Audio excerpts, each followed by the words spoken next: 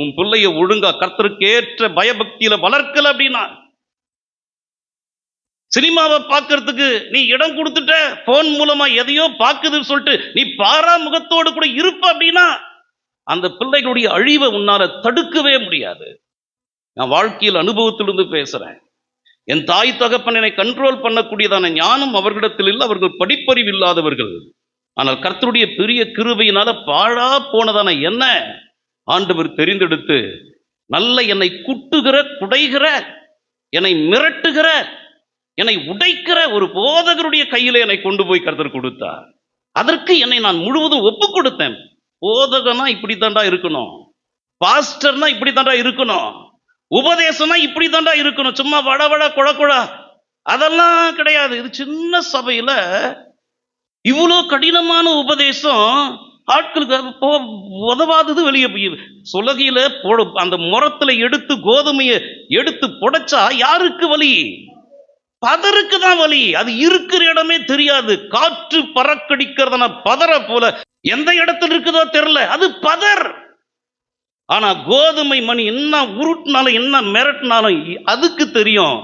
பெரும் காற்றடித்தாலும் நான் மணிதான், எவ்வளவு என்னை உருட்டினாலும் நான் சுலகை விட்டு வெளியே போக மாட்டேன், நான் சபையை விட்டு வெளியே போக மாட்டேன், நான் கர்த்தருடைய பலத்த கையை விட்டு நான் வெளியே போக மாட்டேன். பாஸ்டர் ரொம்ப கடினமா பேசுறாரு.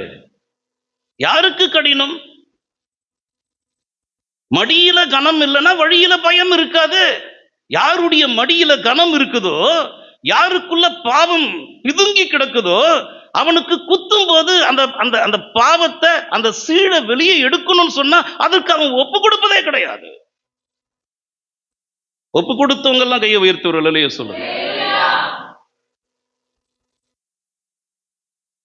ஆண்டவர் நம்மை கொண்டு வந்து இருக்கிறதான இடத்துல உபதேசத்தை சரியா புரிந்து கொள்ளணும். நான் புரிந்து கொண்டாதானே கர்த்தருடைய பெரிய கிருபையினால உங்களுக்கு பாஸ்டர் கொடுத்திருக்கிறார்ல ஆண்டவர். அவன் புரிய வேண்டிய பிரகாரமாய் சரியா உபதேசத்தை புரிந்து கொண்டபடினால அவன் புரிந்து கொண்டதை உனக்கு போதிக்கிறான்.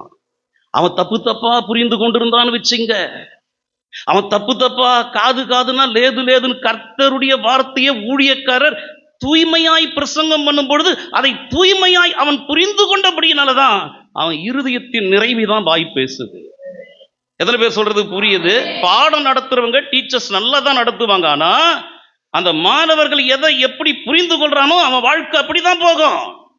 உபதேசம் துப்புரவாகவும் தூய்மையாகவும் சபையில புறப்பட்டு வருகிறது. ஆனா அதை விளங்கி கொள்ளுகிற, அதை சரியாய் புரிந்து கொள்ளுகிற கர்த்தருடைய பிள்ளைகளை பொறுத்துதான் அவன் வாழ்க்கை அப்படி இருக்குது. எனக்கு சபையில கொடுக்கப்படுகிற உபதேசம் இப்படி அல்லவா கொடுக்கப்படுகிறது, ஆனால் நான் என் வாழ்க்கையை இது போல நான் வாழ்ந்து கொண்டிருக்கிறேனே என்று உணர்வுள்ளவன் அவன் ஃபீல் பண்ணுவான். அதனாலதான் நம்முடைய வாழ்க்கையில உணர்வு என்பது ஒரு நாள் நம்ம விட்டு போகவே கூடாது. இல்லைன்னா வலிக்கணும்.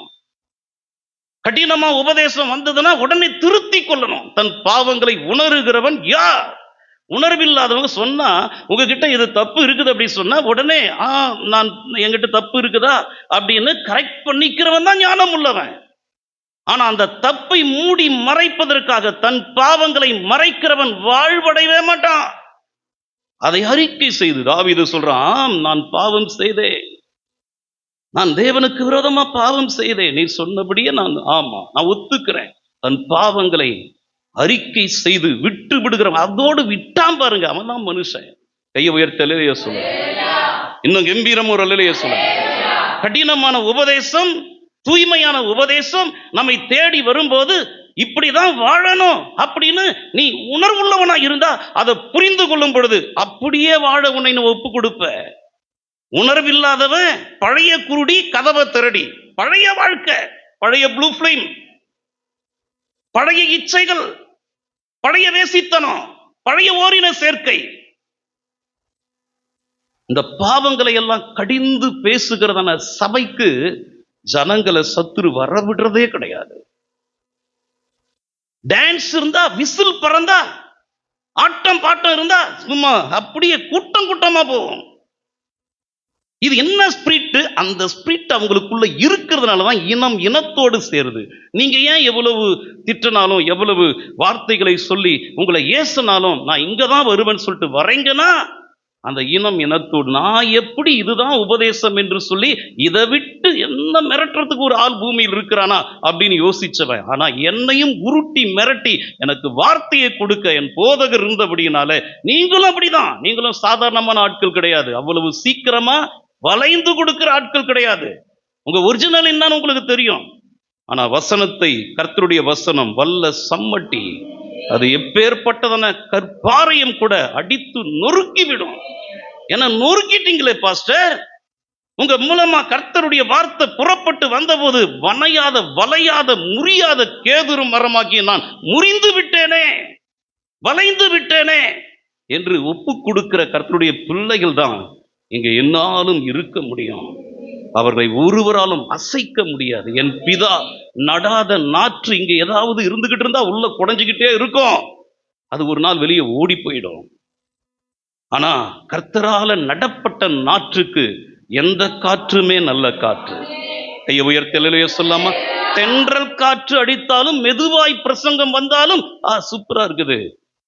சூறாவளியை போன்றதான, யூரோக்கிலிதோன் போன்றதான கொடும் காற்று உன் மேல வந்து மோதி அடிச்சாலும் உன்னை அசைக்கவே முடியாது.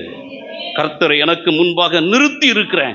அவர் என் வலது பாரிசத்தில் இருக்கிறபடினால் நான் அசைக்கப்படுவதில்லை. எனக்கு தெரியும் கர்த்தருடைய உபதேசம் எது என்று. என் நேசருடைய சத்தம் என்னது என்று எனக்கு தெரியாதா? என் மேய்ப்பனுடைய சத்தம் என்ன எது என்று ஆடாகி எனக்கு தெரியாதா? அவங்களுக்கு தெரியும். ஆண்டவராகிய இயேசு கிறிஸ்து பிரசங்கம் பண்ணும் நாட்களில 70 சீடர்கள் அவரை பின்தொடர்ந்து போனாங்க. உபதேசத்தை கொஞ்சம் ஸ்ட்ராங்கா கொடுக்க இது கடினமான உபதேசம், இதை யார் ஃபாலோ பண்ண முடியும் என்று சொல்லி அநேகர் பின்வாங்கி போனாங்க. கடைசியாய் ஒரு 12 பேர் நின்றாங்க, முத்துக்கள். அதுலயும் ஒன்று பெரிய பயங்கரமானதா இருந்தது. அதுவும் போச்சு. அதற்கு பதிலாக வேறொன்றை கர்த்தர் இணைத்தார். தேசங்களுக்கு கர்த்தர் அவர்களை சாட்சிகளாய் ஏற்படுத்தினார். நம்முடைய தேசத்திற்கும் அவருடைய சீடரிலே ஒருவன் வந்தான். கையை உயர்த்தி அல்லேலூயா சொல்லுங்க. அப்படி நாம் எல்லாரிலும் மீதியா இருக்கிறவர்களா இருந்தாலும் ஜல்லடையில போட்டு ஜலித்து நாம் மீதியா இருக்கக்கூடிய நபர்களா இருந்தாலும் சொத்தைகளா இருக்கக்கூடாது, முத்துக்களாக இருக்கணும். எத்தனை பேர் நாம் முத்தா இருக்கணும்? எத்தனை பேர் அப்படி ஒப்பு கொடுக்கிறோம்? அப்படி வாழ கர்த்தர் நமக்கு கிருபையை தருவாராக.